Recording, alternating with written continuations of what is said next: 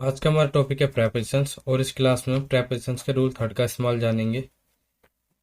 इ- जिन प्रेपोजिशंस को इस क्लास में हम कवर करेंगे वो इनसाइड, आउटसाइड, विद, ये सभी प्रेपोजिशंस होंगी।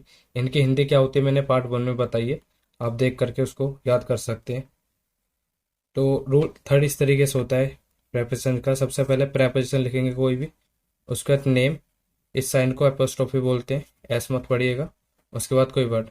इस इतने हिस्से को समझने के लिए एपोस्ट्रोफी वाले को आप सब्जेक्ट वाली वीडियो जरूर देखें, इसके सभी पार्ट्स देखें, ये बहुत ज़्यादा इंपॉर्टेंट है। ये मैं आपको प्रेपोजिशंस की हर वीडियो में बता रहा हूँ, क्योंकि सारी प्रेपोजिशन जो है इन्हीं के बेसिस पर इस्तेमाल की जा रही हैं। तो अब इसको एग्जाम्पल के जरिए समझते हैं। आप रूल को पहले कॉपी में लिख लीजिए अच्छे से समझने के लिए। राम के भाई के साथ, तो सबसे पहले प्रेपोजिशन जो कि यहाँ पर के साथ है उसको बोलते हैं विद या along with.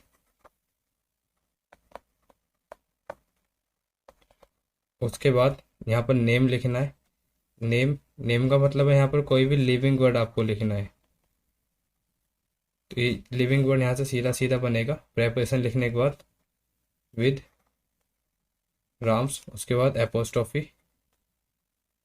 Ram's brother. Next example है शेर की गुफा के बाहर, तो के बाहर की इंग्लिश होती है आउटसाइड। उसके बाद इतना जो हिस्सा है उसको सीधा ट्रांसलेट करेंगे, शेर की गुफा लायंस केव। नेक्स्ट एग्जांपल है राजा के महल की तरफ की जो प्रेपोजिशंस होती है वो टुवार्ड्स होती है।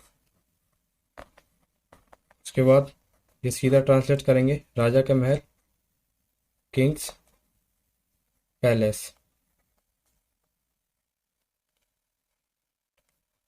मोदी सरकार के खिलाफ के लिए अगेंस्ट होती है प्रेपोजिशन। उसके बाद सीधा ट्रांसलेट करेंगे मोदीज गवर्नमेंट।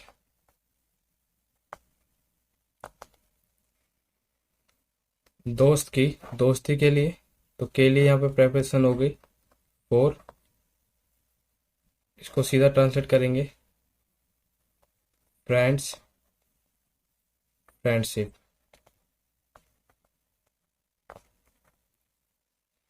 नेक्स्ट एग्जांपल है करण के घर को छोड़कर, तो को छोड़कर की जो प्रेपोजिशन होती है एक्सेप्ट होती है।